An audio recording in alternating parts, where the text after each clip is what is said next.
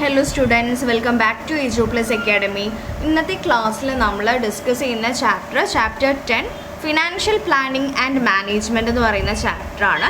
അപ്പോൾ ഈ ഒരു ചാപ്റ്ററിൽ നമുക്ക് ഫിനാൻഷ്യൽ പ്ലാനിങ് എന്താണ്, ഫിനാൻഷ്യൽ പ്ലാനിങ്ങിൻ്റെ ഒബ്ജക്റ്റീവ്സ്, ഫിനാൻഷ്യൽ പ്ലാനിങ്ങിൻ്റെ ആ ഒരു ഇമ്പോർട്ടൻസ് എന്തൊക്കെയാണ്, അതുപോലെ എങ്ങനെയാണ് നമ്മൾ ഫിനാൻസ് ഒരു കമ്പനിയിൽ മാനേജ് ചെയ്യേണ്ടത്, അത് എത്രത്തോളം ഇഫക്റ്റീവ് ആക്കും എന്നൊക്കെയുള്ളതാണ് നമുക്ക് ഈ ഒരു ചാപ്റ്ററിൽ ഡിസ്കസ് ചെയ്യാനുള്ളത്. ഓക്കെ, നമുക്ക് ചാപ്റ്ററിലോട്ട് കിടക്കാം. Meaning of financial management. എന്താണ് ഫിനാൻഷ്യൽ മാനേജ് കൊണ്ട് ഉദ്ദേശിക്കുന്നത്? നമുക്കറിയാം, ഏതൊരു ബിസിനസ്സും നല്ല രീതിയിൽ ഫങ്ഷൻ ചെയ്ത് പോകണമെങ്കിൽ എന്താണ്, ആ ഒരു ബിസിനസ്സിൽ വേണ്ടത്ര ഫണ്ട് ആവശ്യമാണ്. ആ ഒരു ഫിനാൻസ് പ്രോപ്പറായിട്ടുള്ളൊരു ഫിനാൻസ് മെയിൻറ്റെയിൻ ചെയ്ത് പോയാൽ ആ ഒരു ബിസിനസ്സിന് സ്മൂത്തായിട്ട് ഫങ്ഷൻ ചെയ്ത് പോകാനാവുള്ളൂ. ഒരു ബിസിനസ്സിൻ്റെ ലൈഫ് ബ്ലഡ് എന്ന് പറയുന്നത് എന്താണ്? ഫിനാൻസ് ആണ്. അപ്പോൾ അതിൻ്റെ പ്രോപ്പറായിട്ടുള്ള മാനേജ്മെൻറ്റ്, അതുപോലെ ഫിനാൻഷ്യൽ പ്ലാനിങ്, അതൊക്കെ എങ്ങനെയൊക്കെയാണ് നമ്മുടെ ബിസിനസ്സിനെ കൂടുതൽ പ്രോഫിറ്റബിൾ ആക്കുക, എങ്ങനെയൊക്കെയാണ് കൂടുതൽ മെച്ചപ്പെട്ട രീതിയിലേക്ക് നമ്മുടെ ബിസിനസ്സിനെ എത്തിക്കുക എന്നുള്ള കാര്യങ്ങളൊക്കെയാണ് ഈ ഒരു ചാപ്റ്ററിൽ നമുക്ക് മനസ്സിലാക്കാനുള്ളത്. ഓക്കെ, അപ്പോൾ ഫിനാൻഷ്യൽ മാനേജ്മെൻറ്റ് എന്ന് പറഞ്ഞാൽ എന്താണ്? ധനകാര്യ പ്രവർത്തനങ്ങളെ മാനേജ് ചെയ്യലാണ് ഫിനാൻഷ്യൽ മാനേജ്മെൻറ്റ്. ഫണ്ടുകൾ ഏറ്റവും അനുകൂല അവസ്ഥയിൽ സംഭരിക്കുകയും അത് ഉപയോഗപ്പെടുത്തലുകളുമാണ് ഫിനാൻഷ്യൽ മാനേജ്മെൻറ്റിൻ്റെ പ്രധാന ജോലി.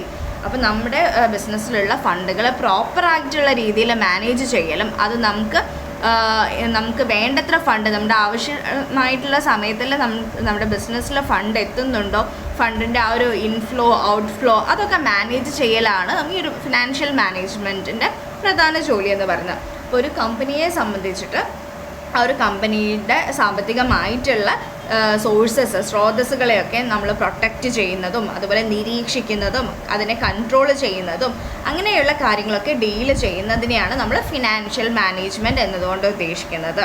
അപ്പോൾ ഈ ഒരു ഓർഗനൈസേഷൻ്റെ അകത്തുള്ള ഫിനാൻഷ്യൽ കാര്യങ്ങളെ ഡീൽ ചെയ്യുന്ന ഒരു മാനേജ്മെൻറ്റാണ് ഫിനാൻഷ്യൽ മാനേജ്മെൻറ്റ്. ഓക്കെ, അപ്പോൾ അതൊരു ബേസിക് ആയിട്ടുള്ളൊരു ഐഡിയ നിങ്ങൾ മനസ്സിലാക്കി വെക്കുക, ഈസിയാണ്. ഓക്കെ, അതേപോലെ നമുക്ക് നല്ല ഇമ്പോർട്ടൻ്റ് ആയിട്ടുള്ളൊരു ചാപ്റ്റർ കൂടെയാണ് കേട്ടോ ഇത്. ഇനി നമുക്ക് ഈ ഒരു ഫിനാൻഷ്യൽ മാനേജ്മെൻറ്റിൻ്റെ കുറച്ച് ഒബ്ജക്റ്റീവ്സ് നോക്കാം. ഫസ്റ്റ് വൺ, വേണ്ടത്ര ഫണ്ട് മതിയായ നിരക്കിൽ ലഭിക്കുമെന്ന് ഉറപ്പുവരുത്തുക. അപ്പോൾ ഒരു ബിസിനസ്സിനെ സംബന്ധിച്ചിട്ട് ആ ഒരു ബിസിനസ്സിലോട്ട് ആ ഒരു ക്യാഷ്, ആവശ്യമായിട്ടുള്ള ഫണ്ടൊക്കെ ലഭിക്കുന്നുണ്ടെന്ന് ഉറപ്പുവരുത്തുന്നത് ഈ ഒരു ഒബ്ജക്റ്റീവാണ് ഫിനാൻഷ്യൽ മാനേജ്മെൻറ്റിന്. നെക്സ്റ്റ്, ഫണ്ട് ഫലപ്രദമായി ഉപയോഗപ്പെടുത്തുമെന്ന് ഉറപ്പുവരുത്തുക. നമ്മുടെ കയ്യിലുള്ള ഫണ്ടിന് നമ്മൾ എന്താണ്, ഒരു കൂടുതൽ എക്സ്പെൻസസ് ഒന്നും വരാത്ത രീതിയിൽ നമുക്ക് നല്ല രീതിയിൽ യൂട്ടിലൈസ് ചെയ്യുന്നുണ്ടോ എന്ന് ഉറപ്പ് വരുത്തുക. അത് അധികം നഷ്ടം വരാത്ത രീതിയിൽ എഫക്റ്റീവായിട്ട് യൂസ് ചെയ്യുക ആ ഒരു ഫണ്ട്. പിന്നെ എന്താണ്, ഫണ്ടിൻ്റെ സുരക്ഷിതത്വത്തിനായി കരുതൽ ധനം നിലനിർത്തുക. നമുക്ക് എന്തെങ്കിലുമൊക്കെ പെട്ടെന്ന് ഓരോ ആവശ്യങ്ങൾ, ഒരു ബിസിനസ്സിനെ സംബന്ധിച്ച് പെട്ടെന്ന് എന്തെങ്കിലും കാര്യങ്ങൾ ഇംപ്ലിമെൻറ്റ് ചെയ്യണമെങ്കിൽ അതിനുള്ള ഒരു റിസർവ് ഫണ്ടായിട്ട് നമ്മൾ കരുതി വെക്കുക കുറച്ച് പണം. അതൊക്കെ ഉണ്ടെന്ന് ഉറപ്പ് വരുത്തലുണ്ട്. പിന്നെ എന്താണ്, നിക്ഷേപകർക്ക് ഏറ്റവും കൂടുതൽ പ്രതിഫലം ഉറപ്പുവരുത്തുക. ഇതൊക്കെയാണ് ഫിനാൻഷ്യൽ മാനേജ്മെൻറ്റിൻ്റെ കുറച്ച് ഒബ്ജക്റ്റീവ്സ് എന്ന് പറയുന്നത്. ഇനി നമുക്ക് ഫിനാൻഷ്യൽ ഡിസിഷൻസ് നോക്കാനുണ്ട്. അതിനു മുന്നേ നമുക്ക് ഫിനാൻഷ്യൽ പ്ലാനിങ് നോക്കാം. ഫിനാൻഷ്യൽ പ്ലാനിങ് എന്ന് പറഞ്ഞാൽ എന്താണ്? പ്ലാനിങ് എന്ന് പറഞ്ഞാൽ നമുക്കറിയാം, ഒരു മാനേജ്മെൻറ്റിൻ്റെ ഫംഗ്ഷനാണ് പ്ലാനിങ്. ആ ഒരു പ്ലാനിങ് എന്ന് പറയുന്ന ആ ഒരു സ്ട്രാറ്റജി നമ്മൾ ഫിനാൻസുമായിട്ട് കണക്ട് ചെയ്താൽ മതി. അതാണ് ഫിനാൻഷ്യൽ പ്ലാനിങ് എന്ന് പറയുന്നത്. അപ്പോൾ ഒരു പ്രോപ്പറായിട്ടുള്ളൊരു പ്ലാനിങ് ഉണ്ടെങ്കിൽ നമ്മുടെ എല്ലാ കാര്യങ്ങളും സക്സസ് ആവുള്ളൂ എന്ന് പറയാം. ഓക്കെ, അപ്പോൾ ഒരു ബിസിനസ് സ്ഥാപനത്തിൻ്റെ ധനകാര്യത്തിൽ ആസൂത്രണ പ്രക്രിയ ഉപയോഗിക്കുമ്പോൾ അതിനെ ഫിനാൻഷ്യൽ പ്ലാനിങ് എന്ന് പറയുന്നു. അപ്പോൾ എന്താണ്, നമ്മുടെ ഒരു ഓർഗനൈസേഷൻ്റെ അകത്ത് നമ്മൾ എത്രത്തോളം പുതിയ പ്ലാനുകൾ കൊണ്ടുവരിക, അതുപോലെ നമ്മുടെ ഫിനാൻസുമായി ബന്ധപ്പെട്ടിട്ടുള്ള നിലവിലുള്ള പ്ലാനുകൾ നമ്മൾ ശരിയാണോ എന്നൊക്കെ ഒന്ന് ക്രോസ് ചെക്ക് ചെയ്യുകയും, അതുപോലെ ഫ്യൂച്ചറിലുള്ള പ്ലാനുകളെയൊക്കെ ഒന്ന് എക്സിക്യൂട്ട് ഒക്കെയാണ് ഈ ഒരു ഫിനാൻഷ്യൽ പ്ലാനിങ് എന്ന് പറയുന്നത്. ഓക്കെ, ഇനി നമുക്ക് ഒബ്ജക്റ്റീവ്സ് ഓഫ് ഫിനാൻഷ്യൽ പ്ലാനിങ് നോക്കാം. എന്തൊക്കെയാണ് ലക്ഷ്യങ്ങൾ ഈ ഒരു ഫിനാൻഷ്യൽ പ്ലാനിങ്ങിൻ്റെ? നമുക്കറിയാം, അപ്പോൾ നല്ലൊരു ഫിനാൻഷ്യൽ പ്ലാനിങ്ങിലൂടെ നമുക്കൊരു ബിസിനസ്സിന് നല്ല രീതിയിൽ ഫങ്ഷൻ ചെയ്യാൻ പറ്റുള്ളൂ എന്നറിയാം. അപ്പോൾ നമുക്ക് എന്തൊക്കെയാണ് അതിൽ വരുന്നത് നോക്കാം. വിഭവങ്ങൾ പരമാവധി ഉപയോഗിക്കുന്നു, ലഭ്യമായ പണം ലാഭകരമായി വിനിയോഗിക്കുന്നു, ധനപരമായ ഘടനയിൽ ചേഞ്ച് വരുത്താൻ കഴിയുന്ന രീതിയിൽ പ്ലാൻ ചെയ്യുക, നടപടിക്രമങ്ങളിലൂടെ ധനകാര്യ പ്രവർത്തനങ്ങൾ നിയന്ത്രണമുണ്ടാക്കുക, ഓക്കെ, അപ്പോൾ ഇത് ശ്രദ്ധിക്കാം. അപ്പോൾ ഈ ഒരു ഫിനാൻഷ്യൽ പ്ലാനിങ്ങിൻ്റെ ഒബ്ജക്റ്റീവ്സ് എന്ന് പറഞ്ഞാൽ നമുക്ക് നോക്കാം. ഇതിലും അഡീഷണൽ ആയിട്ട് കുറച്ചുകൂടെ പോയിൻറ്റ്സ് നമുക്ക് ആഡ് ചെയ്യാനുണ്ട്. അപ്പോൾ നമുക്ക് വിഭവങ്ങൾ പരമാവധി ഉപയോഗിക്കുന്നു, നമ്മുടെ കയ്യിലുള്ള ഫണ്ടുകൾ കാര്യങ്ങളൊക്കെ നമ്മൾ പ്രോപ്പറായിട്ട് യൂട്ടിലൈസ് ചെയ്യുന്നുണ്ടോ ഉറപ്പ് വരുന്നത്. ആ ഒരു ഫിനാൻഷ്യൽ മാനേജ്മെൻറ്റ് പോലെ തന്നെയാണ് ഫിനാൻഷ്യൽ പ്ലാനിങ്ങും. അത് കുറച്ചുകൂടെ അഡ്വാൻസ്ഡ് ആയിട്ട് നമ്മൾ ഫ്യൂച്ചറിലോട്ട് നമുക്ക് ഇപ്പോൾ നമ്മൾ പ്ലാൻ ചെയ്യുന്നതിൻ്റെ റിസൾട്ട് നമുക്ക് ഫ്യൂച്ചറിലായിരിക്കും ലഭിക്കുക. അപ്പോൾ അത് ഫ്യൂച്ചറിസ്റ്റിക് ആയിട്ട് പ്ലാൻ ചെയ്യുന്ന ഒരു കാര്യമാണ് ഫിനാൻഷ്യൽ പ്ലാനിങ്. അപ്പോൾ നമുക്ക് നോക്കാം. നമുക്ക് വേണ്ട ഒരു adequate funds are available at the right time. നമുക്ക് ആവശ്യത്തിനുള്ള ഫണ്ട് കൃത്യസമയത്ത് അവൈലബിൾ ആണെന്ന് ഉറപ്പ് വരുത്തുന്നത് ഫിനാൻഷ്യൽ പ്ലാനിങ്ങിൻ്റെ ഒരു ഒബ്ജക്റ്റീവാണ്. അപ്പോൾ നമ്മളൊരു വലിയ പ്ലാനിങ്ങും കാര്യങ്ങളും ഒന്നും ഇല്ലാതെയാണ് നമ്മളൊരു ബിസിനസ് തുടങ്ങുന്നത്, അല്ലെങ്കിൽ ബിസിനസ്സിൽ നമ്മൾ അന്നത്തെ ഡേ ടു ഡേ കാര്യങ്ങൾ മീറ്റ് ചെയ്യാൻ മാത്രമുള്ളൊരു കാര്യങ്ങൾ മാത്രമേ നമ്മൾ നോക്കുന്നുണ്ടെങ്കിൽ നമുക്ക് എന്താണ് അത് ലോസിലോട്ടാണ് പോകുക. അപ്പോൾ നമ്മൾ കുറച്ചുകൂടെ ഫ്യൂച്ചറിസ്റ്റിക് ആയിട്ട് ചിന്തിച്ചിട്ട് ഫിനാൻസൊക്കെ പ്ലാൻ ചെയ്യും. നമ്മൾ എന്തൊക്കെ ചെയ്യണം, നമുക്ക് വേണ്ട ഫണ്ട് നമുക്ക് ലഭ്യമാണോ, നമ്മുടെ കാര്യങ്ങളൊക്കെ പ്രോപ്പറാണോ എന്നൊക്കെ പ്ലാൻ ചെയ്തിട്ടായിരിക്കും അവർ ഫിനാൻഷ്യൽ പ്ലാനിങ് ചെയ്യുക. അപ്പോൾ ആവശ്യത്തിനുള്ള ഫണ്ട് കൃത്യസമയത്ത് അവൈലബിൾ ആണെന്ന് ഉറപ്പ് വരുത്തുക ഒരു ഫിനാൻഷ്യൽ പ്ലാനിങ്ങിൻ്റെ ഒബ്ജക്റ്റീവാണ്. പിന്നെ എന്താണ്, to ensure that the firm does not raise resources unnecessarily. അപ്പോൾ നമുക്ക് അൺനെസസറി ആയിട്ട് നമുക്ക് ആവശ്യമില്ലാത്ത പണം എന്താണ് റേസ് ചെയ്യരുത് എന്നൊക്കെ ഉറപ്പ് വരുത്തുന്നത് ഒരു ഫിനാൻഷ്യൽ പ്ലാനിങ്ങിൻ്റെ ഒബ്ജക്റ്റീവാണ്. അത് നമുക്ക് എന്താണ്, അത് നമുക്ക് നഷ്ടത്തിലേക്ക് കൊണ്ടുപോകുള്ളൂ. പിന്നെ എന്താണ്, to ensure effective and most profitable use of available fund. അപ്പോൾ നമ്മുടെ സ്ഥാപനത്തിലുള്ള പണം എന്താണ് അത് നമുക്ക് ഏറ്റവും ഉചിതമായ രീതിയിലാണ് നമ്മൾ ചെലവഴിക്കുന്നത് എന്നൊക്കെ ഉറപ്പ് വരുത്തുന്നതും ഫിനാൻഷ്യൽ പ്ലാനിങ്ങിൻ്റെ ഒബ്ജക്റ്റീവാണ് കേട്ടോ. പിന്നെ എന്താണ്, to ensure proper control financial activities through effective policies programmes and procedures. ഈ ഒരു ഫിനാൻഷ്യൽ ആക്ടിവിറ്റീസിനെ നമ്മൾ കൺട്രോൾ ചെയ്യാം. അതുപോലെ നമുക്ക് നഷ്ടസാധ്യത ഒഴിവാക്കിയിട്ട് നമ്മുടെ കൃത്യമായിട്ടുള്ള പ്ലാനിങ്ങിലൂടെയും അതുപോലെ പോളിസീസ് ആൻഡ് പ്രോഗ്രാംസിലൂടെയൊക്കെ എന്താണ് ഫിനാൻസ് മാനേജ് ചെയ്യുന്നതൊക്കെ ഉറപ്പ് വരുത്തുന്നത് ഫിനാൻഷ്യൽ പ്ലാനിങ്ങിൻ്റെ ഒരു ഒബ്ജക്റ്റീവാണ് കേട്ടോ. അതാണ് നടപടിക്രമങ്ങളിലൂടെ ധനകാര്യ പ്രവർത്തനങ്ങൾ നിയന്ത്രണം ഉണ്ടാക്കുക എന്ന് പറയുന്നത് കേട്ടോ. Next, importance of financial planning. എന്തൊക്കെയാണ് ഫിനാൻഷ്യൽ പ്ലാനിങ്ങിൻ്റെ ഇമ്പോർട്ടൻസ് എന്ന് പറഞ്ഞാൽ, പ്രവർത്തനങ്ങൾക്ക് വേണ്ട ധനത്തിന് ഉറപ്പുണ്ടാക്കുന്നു. ഇപ്പോൾ നമ്മുടെ ബിസിനസ് ആക്ടിവിറ്റീസ് ഫങ്ഷൻ ചെയ്ത് പോകാൻ വേണ്ട ഫണ്ട് നമ്മുടെ ബിസിനസ് ഫേമിലുണ്ടോയെന്ന് അതിന് ഉറപ്പ് വരുത്തുന്നത് ഇമ്പോർട്ടൻസ് ഓഫ് ഫിനാൻഷ്യൽ പ്ലാനിങ് ആണ്. പണത്തിൻ്റെ വരവും ചെലവും തമ്മിലുള്ള ബാലൻസ് ഉണ്ടാക്കാൻ സാധിക്കുന്നു. അപ്പോൾ ഫിനാൻഷ്യൽ പ്ലാനിങ്ങിലൂടെ നമുക്ക് നമ്മുടെ ബിസിനസ്സിലോട്ട് വരുന്ന പണത്തിൻ്റെ അതുപോലെ നമുക്ക് നമ്മുടെ വരവും അതുപോലെ തന്നെ നമ്മുടെ ആ ഒരു എക്സ്പെൻസസിനെയും ബാലൻസ് ചെയ്ത് പോകുന്നുണ്ടോ എന്നൊക്കെ ഫിനാൻഷ്യൽ പ്ലാനിങ്ങിലൂടെ നമ്മൾ ഉറപ്പ് വരുത്തുന്നുണ്ട്. പിന്നെന്താണ്, സാമ്പത്തികമായിട്ടുള്ള തീരുമാനങ്ങളുടെ അനിശ്ചിതത്വം കുറയ്ക്കുന്ന ആ ഒരു അൺസർട്ടനിറ്റി നമ്മൾ ഇല്ലാതാക്കുന്നുണ്ട് ഫിനാൻഷ്യൽ പ്ലാനിങ്ങിലൂടെ. പിന്നെന്താണ്, ബിസിനസ് ധനം നൽകുന്നവർക്കിടയിൽ ആത്മവിശ്വാസം ഉണ്ടാക്കുന്നു, പ്രവർത്തന ചെലവ് കുറയ്ക്കാൻ സഹായിക്കുന്നു, നമ്മുടെ ആ ഒരു എക്സ്പെൻസസ് കുറയ്ക്കാനൊക്കെ ഈ ഒരു ഫിനാൻഷ്യൽ പ്ലാനിങ്ങിലൂടെ നല്ലൊരു ഫിനാൻഷ്യൽ പ്ലാനിങ്ങിലൂടെ നമുക്കത് സാധ്യമാണ്. അപ്പോൾ എന്തൊക്കെയാണ് എക്സ്ട്രാ വരുന്ന പോയിൻറ്റ്സ് നോക്കാം. അപ്പം നമുക്കിപ്പോൾ ബിസിനസ്സിലോട്ട് ആവശ്യമില്ലാത്ത പണം വരാതിരിക്കാനും പിന്നെ നമുക്കിപ്പോൾ ബിസിനസ്സിൽ ഫങ്ഷൻ ചെയ്ത് പോകാൻ ആവശ്യമുള്ള പണം നമുക്ക് നമ്മുടെ കയ്യിലുണ്ടെന്നും ഉറപ്പ് വരുത്തുന്ന അത് കൃത്യമായിട്ട് മെയിൻറ്റെയിൻ ചെയ്ത് പോവുക, അതൊരു ഫിനാൻഷ്യൽ പ്ലാനിങ്ങിൽ വരുന്ന ഒരു ഇമ്പോർട്ടൻ്റ് ആയിട്ടുള്ള കാര്യമാണ്. പിന്നെ എന്താണ്, എല്ലാ സ്ഥാപനത്തിൻ്റെ പ്രവർത്തനങ്ങളും നിയന്ത്രിക്കപ്പെടുന്നത് നമുക്കറിയാം. അത് പണത്തിൻ്റെ അടിസ്ഥാനത്തിലാണ് ഏതൊരു സ്ഥാപനത്തിൻ്റെയും പ്രവർത്തനങ്ങളൊക്കെ കൺട്രോൾ ചെയ്ത് പോകുന്നത്. നിയന്ത്രിക്കുന്നത് പണമാണ് മെയിനായിട്ടുള്ളൊരു കാര്യം. അപ്പോൾ അതുകൊണ്ട് തന്നെ നമ്മുടെ സ്ഥാപനത്തിൻ്റെ എല്ലാ പ്രവർത്തനത്തിനെയും എന്താണ് കോർഡിനേറ്റ് ചെയ്ത് കൊണ്ടുപോകുന്നത് ഫിനാൻഷ്യൽ പ്ലാൻ ആണെന്നും പറയാം. അതൊരു ഇമ്പോർട്ടൻ്റ് ആയിട്ടുള്ള കാര്യമാണ്. അപ്പോൾ എല്ലാ സ്ഥാപനത്തിൻ്റെ പ്രവർത്തനങ്ങളും നിയന്ത്രിക്കപ്പെടുന്നത് പണത്തിൻ്റെ അടിസ്ഥാനത്തിലാണ്. അതുകൊണ്ട് തന്നെ ഈ ഒരു സ്ഥാപനത്തിൻ്റെ നമ്മുടെ എല്ലാ പ്രവർത്തനത്തിനെയും ഏകോപിപ്പിച്ച് കൊണ്ടുപോകുന്നത് ഒരു ഫിനാൻഷ്യൽ പ്ലാൻ ആണ്. പിന്നെന്താണ്, ഈ tries to link between the present with the future. അപ്പോൾ നമ്മൾ ഇപ്പോൾ നടക്കുന്ന പ്രവർത്തനങ്ങളെയും ഭാവിയിൽ നടക്കുന്ന പ്രവർത്തനങ്ങളെയൊക്കെ എന്താണ് കണക്ട് ചെയ്യുന്നത്, ബന്ധിപ്പിക്കുന്നത് എന്താണ് ഫിനാൻഷ്യൽ പ്ലാനിങ് ആണെന്ന് പറയാം. എന്തുകൊണ്ടാണ്? കാരണം ഇപ്പോൾ എന്താണ് ഫിനാൻഷ്യൽ പ്ലാൻ എന്തെല്ലാം ചെയ്യുന്നു, അപ്പം നമ്മൾ ഫിനാൻഷ്യലി എന്തൊക്കെ പ്ലാനാണ് നമ്മൾ ഇംപ്ലിമെൻറ്റ് ചെയ്യുന്നത്, അല്ലെങ്കിൽ നമ്മൾ എന്തൊക്കെയാണ് ഫിനാൻഷ്യൽ പ്ലാൻ എടുക്കുന്നതെന്ന് വെച്ചാൽ അതിനെ ആശ്രയിച്ചിരിക്കും നമ്മുടെ ഭാവിയിൽ നമുക്ക് ലാഭമാണോ പ്രോഫിറ്റബിൾ ആണോ അല്ലെങ്കിൽ ലോസ് ആണോ എന്നുള്ളത് നമ്മൾ ഇന്ന് നമ്മൾ തീരുമാനിക്കുന്ന പ്ലാനിനനുസരിച്ചിരിക്കും നാളത്തെ നമ്മുടെ റിസൾട്ട്. ഓക്കെ, അപ്പോൾ അതൊരു ഇമ്പോർട്ടൻ്റ് ആയിട്ടുള്ളൊരു കാര്യമാണ്. പിന്നെ എന്താണ്, it balance the cash inflow and outflow of funds. അപ്പോൾ നമുക്കറിയാം ക്യാഷ് ഇൻഫ്ലോ എന്ന് പറഞ്ഞാൽ എന്താണ്? നമ്മുടെ ബിസിനസ്സിലോട്ട് വരുന്ന പണത്തിനെയാണ് ക്യാഷ് ഇൻഫ്ലോ എന്ന് പറയാം. ക്യാഷ് ഔട്ട്ഫ്ലോ എന്ന് പറഞ്ഞാൽ എന്താണ്? നമ്മുടെ ബിസിനസ്സിൽ നിന്ന് പുറത്തോട്ട് പോകുന്ന, നമുക്ക് എവിടേക്കാണ് കൊടുക്കാനുള്ളത് അതൊക്കെ അതാണ് ക്യാഷ് ഔട്ട്ഫ്ലോ, നമ്മുടെ കയ്യിൽ നിന്ന് പോകുന്ന പണം.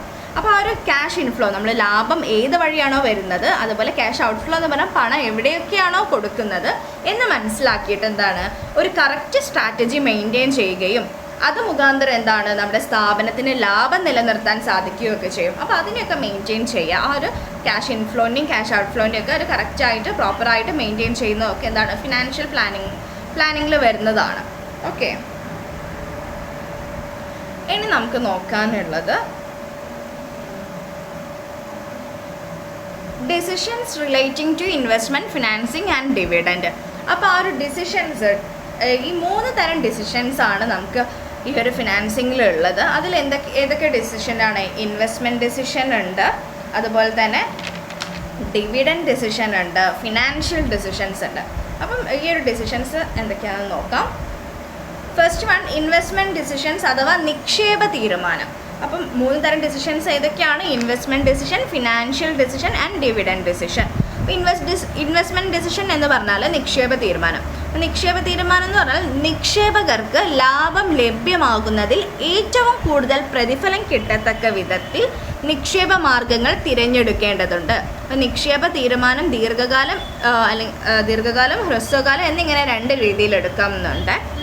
ഓക്കെ, അപ്പോൾ ഇൻവെസ്റ്റ്മെൻറ്റ് ഡിസിഷൻ എന്ന് പറഞ്ഞാൽ നമുക്കറിയാം, നമ്മൾ ഈ ഒരു ബിസിനസ് എവിടെയെങ്കിലും ഇൻവെസ്റ്റ് ചെയ്യുക, അവരുടെ വിലപ്പെട്ട പണം എന്താണ്, പലതരം ആസ്തികളിൽ നിക്ഷേപിക്കുന്നതുമായി ബന്ധപ്പെട്ടിട്ടുള്ള തീരുമാനമാണ് നിക്ഷേപ തീരുമാനം. അത്ര മനസ്സിലാക്കുക കേട്ടോ.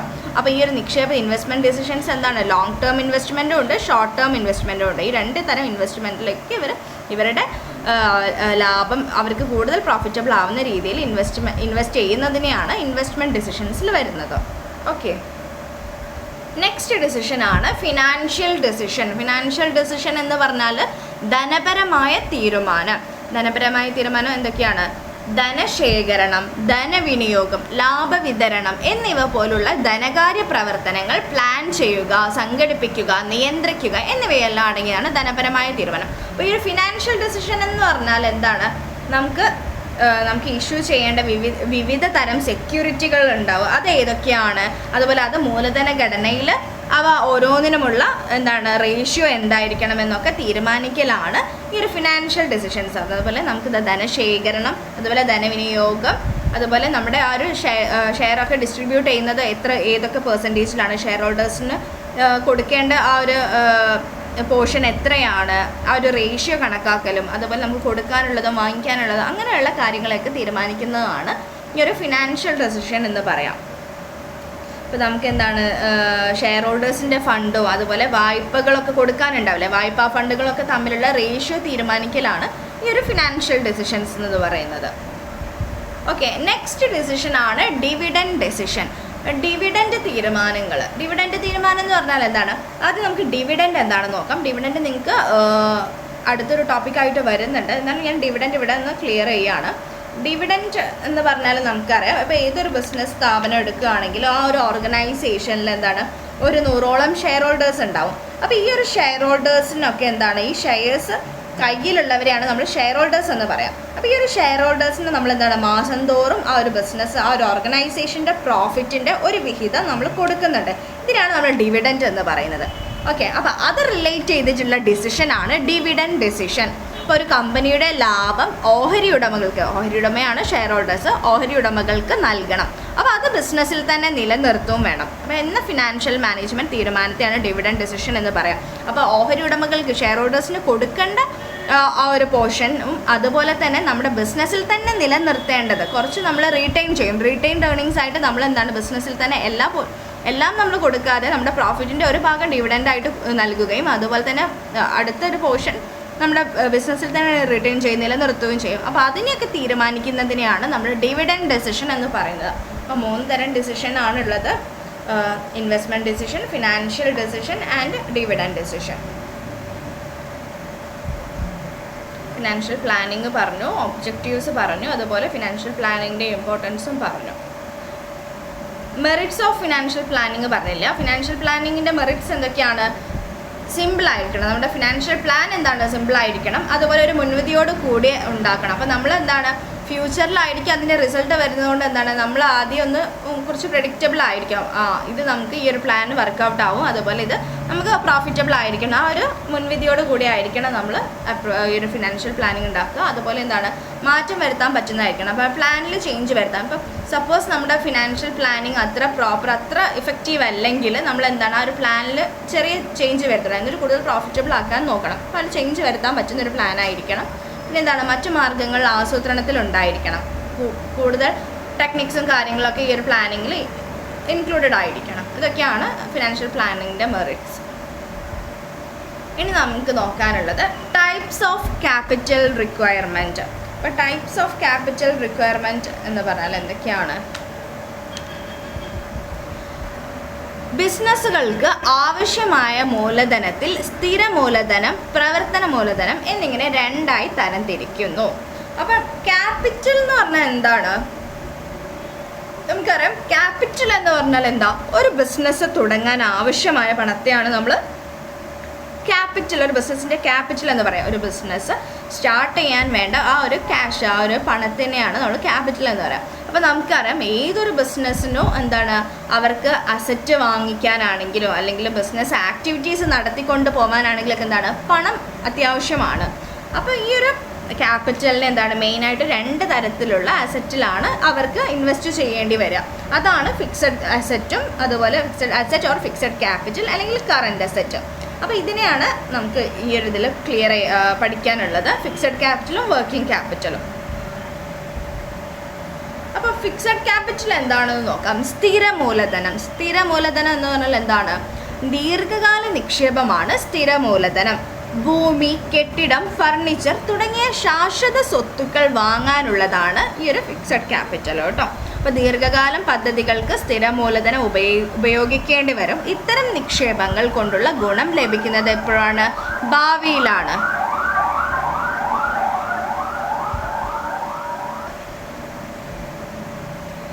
Factors determining fixed capital requirement. അപ്പോൾ സ്ഥിര മൂലധന നിർണ്ണയത്തെ ബാധിക്കുന്ന ഘടകങ്ങൾ എന്തൊക്കെയാണെന്ന് നോക്കാം. ബിസിനസ്സിൻ്റെ സ്വഭാവം അതിനെ ബാധിക്കുന്നതാണ്. പിന്നെന്താണ്? കമ്പനി ഉൽപ്പാദിപ്പിക്കുന്ന ഉൽപ്പന്നങ്ങളിലെ വൈവിധ്യം അതിനെ ബാധിക്കുന്നതാണ്. ബിസിനസ്സിൻ്റെ വലിപ്പം, സ്ഥിര ആസ്തികൾ ശേഖരിക്കുന്ന രീതി, എക്സാമ്പിൾ ഇൻസ്റ്റാൾമെൻറ്റ്, ലീസ്. അപ്പോൾ ഇതൊക്കെ എന്താണ് ഫിക്സഡ് ക്യാപിറ്റലിനെ ബാധിക്കുന്ന അഥവാ മൂലധന നിർണ്ണയത്തെ ബാധിക്കുന്ന ഘടകങ്ങളാണെന്ന് പറയാം കേട്ടോ.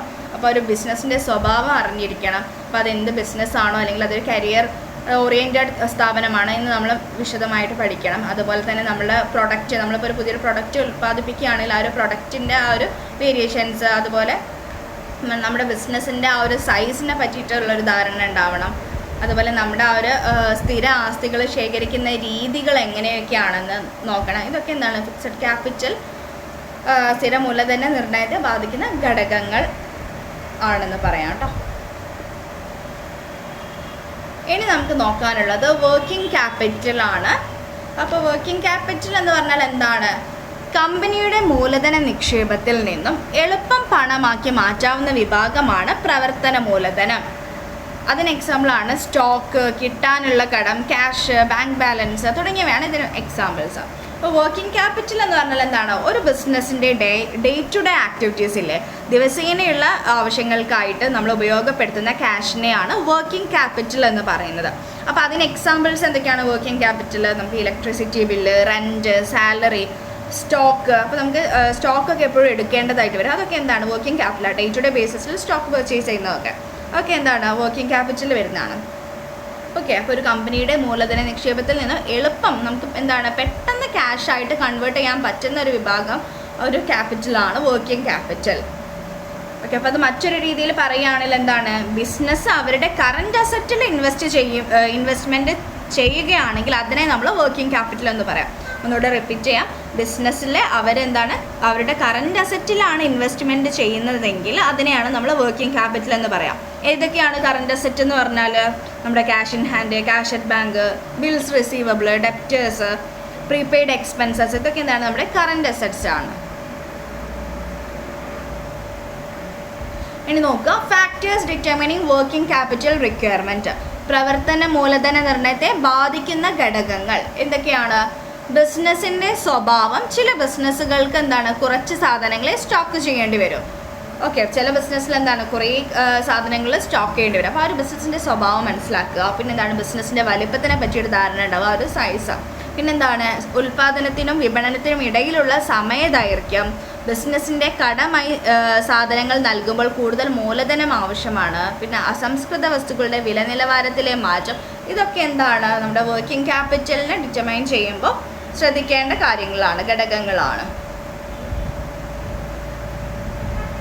ഓക്കെ, നെക്സ്റ്റ് ഇനി നോക്കാനുള്ളത് ക്യാപിറ്റൽ സ്ട്രക്ചർ അഥവാ മൂലധന ഘടന. കമ്പനിയുടെ ദീർഘകാല ധനവിഭവങ്ങൾ ഏതെല്ലാമെന്നും എത്രയെല്ലാമെന്നും വ്യക്തമാക്കുന്നതിനെയാണ് മൂലധന ഘടന എന്ന് പറയുന്നത്. അപ്പോൾ അതിൽ വരുന്നതാണ് ഓഹരികൾ, കടപ്പത്രങ്ങൾ, ദീർഘകാല വായ്പകൾ എന്നിവയെല്ലാം ഇതിൽപ്പെടും. അപ്പോൾ ക്യാപിറ്റൽ സ്ട്രക്ചർ എന്ന് പറഞ്ഞാൽ ഒരു കമ്പനിയുടെ ലോങ് ടേം ആയിട്ടുള്ള സോഴ്സസിനെയൊക്കെ അത് ഏതെല്ലാമാണോ എത്രയെല്ലാമാണെന്നൊക്കെ വ്യക്തമാക്കുന്നതിനുള്ള ഒരു കാര്യമാണ് ഈ ഒരു മൂലധന ഘടന അഥവാ ക്യാപിറ്റൽ സ്ട്രക്ചർ. ഇനി നോക്കുക, ഫാക്ടേഴ്സ് ഡിറ്റർമിനിങ് ക്യാപിറ്റൽ സ്ട്രക്ചർ. മൂലധന ഘടനയെ ബാധിക്കുന്ന ഘടകങ്ങൾ എന്തൊക്കെയാണ്? വരുമാന സ്ഥിരത ഉണ്ടെങ്കിൽ കമ്പനിക്ക് ദീർഘകാലം എടുക്കാനും ഡിവിഡൻഡ് പലിശ അടയ്ക്കാനും സഹായിക്കുന്നു. ഒരു വരുമാന സ്ഥിരത, അപ്പോൾ ഇപ്പോൾ ഒരു സ്റ്റേബിൾ ആയിട്ടുള്ള ഒരു പ്രോഫിറ്റ് അതുപോലെ ഒരു ഇൻകം ഉണ്ടെങ്കിൽ ആ കമ്പനിക്ക് എന്താണ്, ലോങ് ടേമിലോട്ട് ഫങ്ഷൻ ചെയ്ത് പോകാനും അതുപോലെ അവർക്ക് ഡിവിഡൻഡൊക്കെ കറക്റ്റായിട്ട് കൊടുക്കാനും ഒക്കെ പറ്റും. അപ്പോൾ ആ ഒരു കാര്യമാണ് ഫസ്റ്റ് ഘടകം എന്ന് പറയുന്നത്. നെക്സ്റ്റ് എന്താണ്, ധനശേഖരണത്തിൻ്റെ ചെലവ്, മൂലധന ഘടനയുടെ അയവ്, നിക്ഷേപകരുടെ താല്പര്യങ്ങൾ, ധന ആവശ്യത്തിൻ്റെ കാലദൈർഘ്യം, കമ്പനിയുടെ വലുപ്പം, നിയമപരമായ കാര്യങ്ങൾ. ഇതൊക്കെ എന്താണ്, ഫാക്ടേഴ്സ് ആണ്. എന്തിനാ, ക്യാപിറ്റൽ സ്ട്രക്ചറിനെ ഡിറ്റർമൈൻ ചെയ്യുന്ന ഫാക്ടേഴ്സ് ആണ്. ഇനി നോക്കുക, അനുയോജ്യമായ മൂലധന ഘടനയ്ക്ക് ആവശ്യമായ സവിശേഷതകൾ. അപ്പോൾ ക്യാപിറ്റൽ സ്ട്രക്ചർ, ഏറ്റവും ഇഫക്റ്റീവായിട്ടുള്ളൊരു ക്യാപിറ്റൽ സ്ട്രക്ചറിന് വേണ്ട സവിശേഷതകൾ എന്തൊക്കെയാണെന്ന് നോക്കാം. പരമാവധി വരുമാനം വേണം, എന്നാലേ നമുക്കൊരു സൗണ്ട് ക്യാപിറ്റൽ സ്ട്രക്ചർ മെയിൻറ്റെയിൻ ചെയ്ത് പോകാൻ പറ്റുള്ളൂ. പിന്നെ അതിനൊരു അയവുണ്ടായിരിക്കണം. ഉടമകൾക്ക് കമ്പനിയുടെ നിയന്ത്രണം നഷ്ടപ്പെടരുത്. അതുപോലെ കമ്പനിയെ പാപ്പരാക്കുന്ന രീതിയിൽ കൂടുതൽ വായ്പാധനം ഉപയോഗിക്കരുത്. അപ്പോൾ നമ്മളൊരു ബിസിനസ്സിലോട്ട് കൂടുതൽ ലോൺസ് അതുപോലെ കൂടുതൽ ക്രെഡിറ്റിനെടുക്കുകയാണെങ്കിൽ നമുക്കത് ലോസ്, ഭയങ്കര ഒരു നഷ്ടമാണ്. അതുപോലെ നമ്മളത് പാപ്പരാക്കും, കമ്പനിയെ അത് പാപ്പരാക്കും. അപ്പോൾ അത്തരത്തിലുള്ള വായ്പാധനമൊന്നും നമ്മൾ അധികം ഉപയോഗിക്കരുത്. അതൊക്കെ എന്താണ്, നല്ലൊരു സൗണ്ടായിട്ടുള്ളൊരു ക്യാപിറ്റൽ സ്ട്രക്ചർ മെയിൻറ്റെയിൻ ചെയ്തു പോകുന്നതിൽ ബുദ്ധിമുട്ട് വരുത്തും. പിന്നെന്താണ്, നഷ്ടസാധ്യത കുറയ്ക്കണം. കൂടിയ വായ്പാ പണത്തിൻ്റെ ഉപയോഗം നഷ്ടസാധ്യത വർദ്ധിപ്പിക്കും. അപ്പോൾ ഇതൊക്കെ സവിശേഷതകളാണ്, ഒരു അനുയോജ്യമായിട്ടുള്ള നമ്മുടെ മൂലധന ഘടനയ്ക്ക് ആവശ്യമായിട്ടുള്ള കാര്യങ്ങളാണ് നമ്മളിപ്പോൾ പറഞ്ഞ പോയിൻറ്റ്സ്. ഇനി ഡിവിഡൻറ്റ് ഒന്നുകൂടെ ഇവിടെ പറയുന്നുണ്ട്. ഡിവിഡൻറ്റ് ഞാൻ ഒന്നുകൂടെ പറയാം. ലാഭവിഹിതമാണ് ഡിവിഡൻറ്റ് എന്ന് പറഞ്ഞാൽ. ഒരു കമ്പനിയുടെ ലാഭത്തിൽ നിന്നും അവരുടെ ഷെയർ ഹോൾഡേഴ്സ് അഥവാ ഓഹരി ഉടമകൾക്ക് നമ്മൾ ഷെയർ ഈക്വലായിട്ട് ഡിവൈഡ് ചെയ്ത് കൊടുക്കുന്ന ഒരു ഭാഗമാണ് ഈ ഒരു ഡിവിഡൻറ്റ് അഥവാ ലാഭവിഹിതം എന്ന് പറഞ്ഞാൽ. അപ്പോൾ കമ്പനി ലാഭത്തിൽ നിന്നും വിവിധ ആവശ്യങ്ങൾക്കായി ബിസിനസ്സിൽ നിലനിർത്തുന്ന ലാഭവിഹിതത്തെ റീറ്റെയിൻഡ് ഏർണിങ്സ് എന്ന് പറയും. അപ്പോൾ നമ്മൾ ഈ ഡിവിഡൻ്റായിട്ട് നമ്മൾ ഷെയർ ഹോൾഡേഴ്സിന് കൊടുക്കാതെ നമ്മൾ കമ്പനിയിൽ തന്നെ നിലനിർത്തുന്ന ഒരു പോർഷൻ ആണ് റീറ്റെയിൻഡ് ഏർണിങ്സ്. അതെന്താണ്, എന്തെങ്കിലും ഒരു പെട്ടെന്ന് ഒരു ആവശ്യം വന്നു കഴിഞ്ഞാൽ വേറെ ഫണ്ട് റേസ് ചെയ്യുന്നതിന് വേണ്ടിയിട്ടോ അല്ലെങ്കിൽ ആ ഒരു കമ്പനിയിൽ തന്നെ ഇൻവെസ്റ്റ് ചെയ്യുന്നതുമായിട്ടുള്ളൊരു എമൗണ്ടാണ് റീറ്റെയിൻഡ് ഏർണിങ്സ് എന്ന് പറയുന്നത്. ഓക്കെ, അപ്പോൾ അത്രയാണ് നമുക്ക് ഈ ഒരു ചാപ്റ്ററിൽ കവർ ചെയ്യാനുണ്ടായിട്ടുള്ളത്. അപ്പോൾ ഈസി ആയിട്ടുള്ളൊരു ചാപ്റ്ററാണ്, അതുപോലെ തന്നെ വളരെ ഇമ്പോർട്ടൻ്റ് ആയിട്ടുള്ളൊരു ചാപ്റ്ററും കൂടെയാണ് കേട്ടോ. അപ്പോൾ ഫിനാൻഷ്യൽ മാനേജ്മെൻറ്റ് എന്താണ്, അതുപോലെ ഫിനാൻഷ്യൽ പ്ലാനിങ്, അതുപോലെ ഡിവിഡൻറ്റ് എന്താണ്, ഫിനാൻഷ്യൽ പ്ലാനിങ്ങിൻ്റെ ഇമ്പോർട്ടൻസ്, അതുപോലെ ഫിനാൻഷ്യൽ പ്ലാനിങ്ങിൻ്റെ ഒബ്ജക്റ്റീവ്സ്, ഇതൊക്കെ എന്തൊക്കെയാണെന്നാണ് ഈ ഒരു ചാപ്റ്ററിൽ നമ്മൾ കണ്ടിട്ടുണ്ടായത്. അപ്പോൾ അത് എല്ലാവരും ക്ലാസ് ഒന്നുകൂടെ റിപ്പീറ്റ് ചെയ്ത് കാണാം, മനസ്സിലാവാത്ത പോയിൻറ്റ്സൊക്കെ ഒന്നുകൂടെ നോക്കുക കേട്ടോ. അപ്പോൾ നമുക്ക് ഇന്നത്തെ ക്ലാസ് വൈൻഡപ്പ് ചെയ്യാം. Thank you.